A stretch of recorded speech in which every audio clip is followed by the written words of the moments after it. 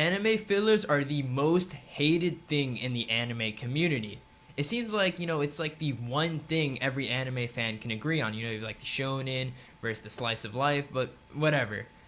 Fillers in anime are really important. In fact, some of these shows that we love wouldn't exist without them, or wouldn't nearly be as successful as they are.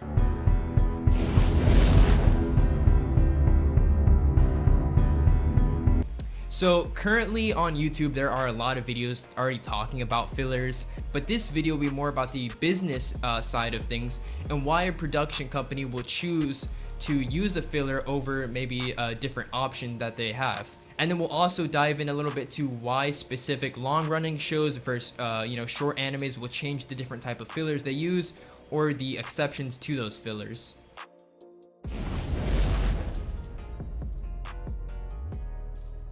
Alright, so let's first go over what is a filler. Now, I'm pretty sure most people know by now what a filler is.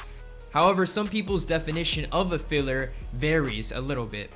So, in my case, in this video, we're going to be using filler as episodes/arcs that don't really contribute to the main story. You can skip these without any problem and you'll lose nothing.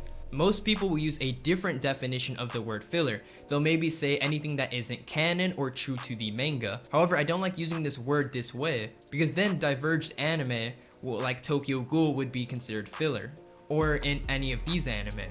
And there's a lot of reasons why a studio or production company will opt in to use a filler over different methods.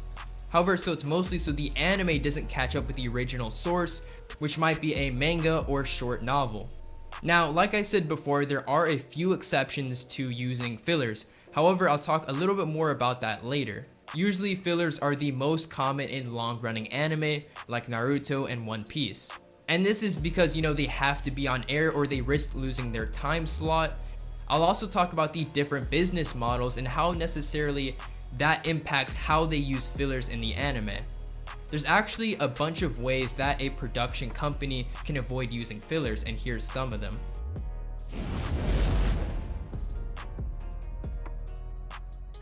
So the first exception is when a company goes on hiatus, which means basically that they take a break. The most popular show to actually implement this would be Hunter x Hunter. Now, they actually ended up going on hiatus twice to allow the manga to, go ahead so they have enough material to adapt. So the pros of this method is, they don't have to make fillers. The cons of using this method is that, they take a break, which means you can't watch your favorite anime even if it is fillers. And for most long-running anime, this would probably be impossible because there's a chance they could lose their time slot and obliterate their earnings. But we'll talk more about their business model in a second.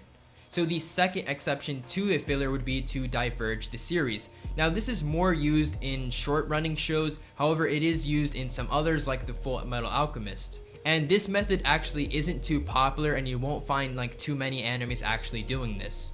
Another popular anime to use this technique would be Tokyo Ghoul Route A. Now, a lot of people did not like how it diverged. If you want me to go more in depth about Tokyo Ghoul Route A and exactly what happened and how it's not the director's fault, go ahead and comment down below that you want the video to be made. So the pros of using this method is, for one, they don't have to make fillers, and for two, they don't need to go on hiatus and take a break. The cons of this is that, it's really hard to actually, pull this off, and most production companies can't actually do, a good job. A lot of people complained about Tokyo Ghoul Route A and as well as other anime. Now let's talk about the third and last exception to using a filler. Now this is actually to change the pace of the anime, and not a lot of anime shows actually do this. The only example that I can actually make is One Piece, where they used a lot less manga chapters to actually fill their episodes. They also used it a little bit in Dragon Ball Z, how they would lengthen the fights to, stall out the episode. So there are three pros of this one, and you already know it. They don't have to make fillers, they don't have to go on break, and they don't have to diverge the story and then end up fucking it up. The cons of this, though, is that people who are watching the show for the first time and not weekly end up suffering a lot, because you can't actually skip these episodes because they have canon content in it, but it's lengthened out, so it makes it a living hell to watch. Me personally, watching the Dressrosa arc was a pain in the ass.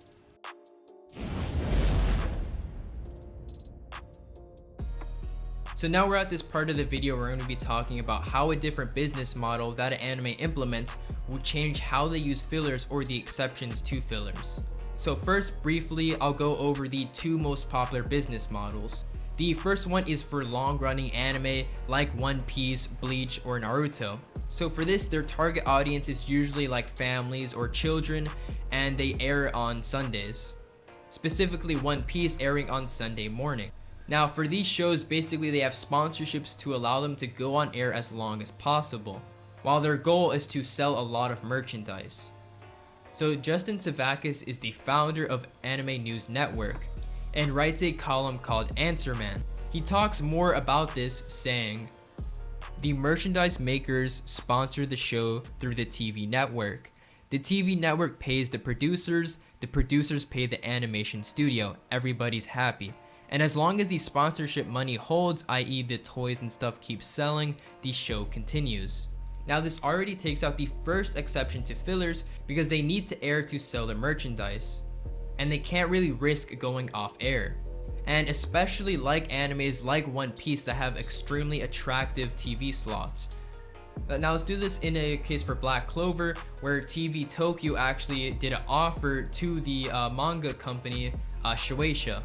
Now with this offer, they said that they would be giving Black Clover a really good time slot. So pretty much under no case it would be really hard for them to go off air or go on hiatus or break. Now the second really popular business model is kind of the short, 12 episode series that are seasonal. And most of these anime take, late night TV slots. So I'm going to be quoting Justin Savakis one more time because his articles are really informational. Infomercials for DVDs and Blu-rays of the show itself, its original manga, or other related things. Originally, these late night shows were aimed just at hardcore otaku, but once the business model became established, it started being used for every kind of anime.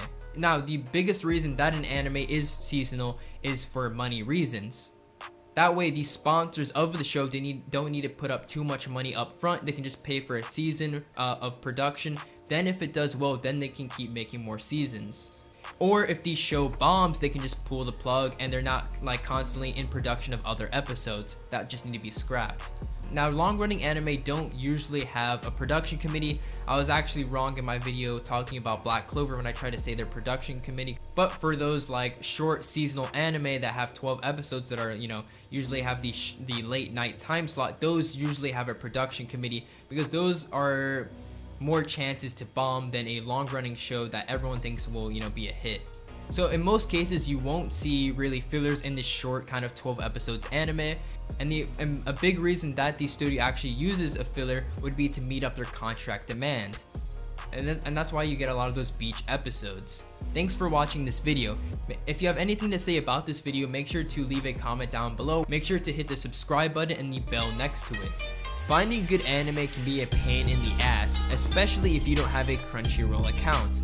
Luckily for us, there are some great anime on Amazon Prime. Ashido no Joe is known for influencing a whole genre of anime, and it even played a big role in the politics in Japan.